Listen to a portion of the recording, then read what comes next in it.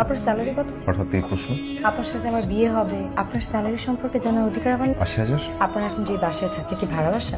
না, আবার রেখে যাওয়া ফ্ল্যাট। তার মানে বাসা ভাড়া লাগছে 10,000 টাকা দিয়ে আপনি আমাকে চালাতে পারবেন? মানে কি? মানে খুবই সিম্পল।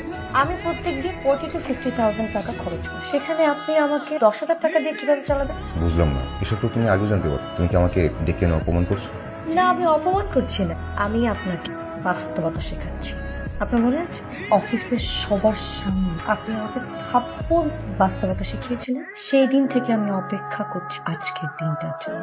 আপনি এই মুহূর্তে আমার বাড়ি থেকে বের হয়ে যাবেন। আপনার সাথে কোনো সম্পর্কে যাওয়ার ইচ্ছা আমার কখনোই ছিল না, কষ্টও পাচ্ছি না, কারণ আমি বাস্তবতা বুঝি। শুধু একটা কথা মনে রাখবেন, প্রেম, সম্পর্ক, বিয়ে, টাকার হিসাব চলে না। শুরুতে আপনার পাগলামিগুলো আমার কাছে স্রেফ ছেলে মানুষই মনে হতো, হেসে উড়িয়ে দিতাম। কিন্তু কখন যে আপনার এই ছেলে মানুষের পাগলামিগুলো আমার কাছে ভালো লাগা থেকে ভালোবাসা হয়ে গেল, আমি নিজেও টের পাইনি। আজ আপনাকে ভালোবেসে এসেছিলাম, কিন্তু আপনি আমার ভালোবাসাকে মাসিক স্যালারিতে কনভার্ট করলেন। টাকা, সংখ্যা, অঙ্ক, এসব ক্যালকুলেটর হিসাব করে কোনো ক্যালকুলেটর ভালোবাসার হিসাব মেলাতে পারবে না।